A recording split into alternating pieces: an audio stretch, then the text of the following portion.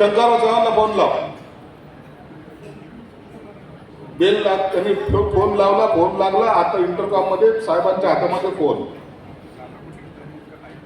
नेत्या, त्याचा असलेला शब्द, त्याचा असलेला मान कसा असतो.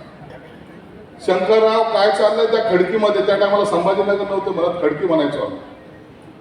काय चाललंय तिकडं, माझे कार्यकर्ते सुटणार आहेत की नाही, का मला संभाजीनगर खडकीला जावं लागेल. तिकडून शंकरराव चव्हाण काय बोलले माहित नाही. धाड धाड निरोप आले. 65 पैशाच्या तिकिटावर सर्व शिवसैनिक बाहेर. 65 पैशाच्या तिकिटावर सगळ्यांनी बेल. आणि आता काय चाललं, येऊ का सिल्वर वॉकला? नाही नाही, आज वेळ नाही. मग संजय राऊतला पाठवू का? लाचारी, किती लाचारी असेल. अरे ते शिवसेना प्रमुख, देशाच्या राष्ट्रपतीची निवडणूक असो का पंतप्रधानाची निवडणूक असो, मातोश्रीवर जोपर्यंत येत नाही तोपर्यंत त्याचं काही खरं नाही. ही ताकद त्या मातोश्रीमध्ये होती. आणि आजची मातोश्री,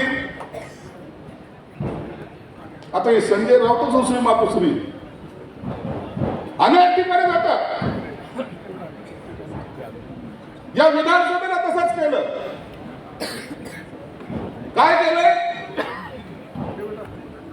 या मुंडेला गाडायचं, या एकनाथ शिंदेला गाडायचं, यांना आता नेस्त नाबूद करायचं.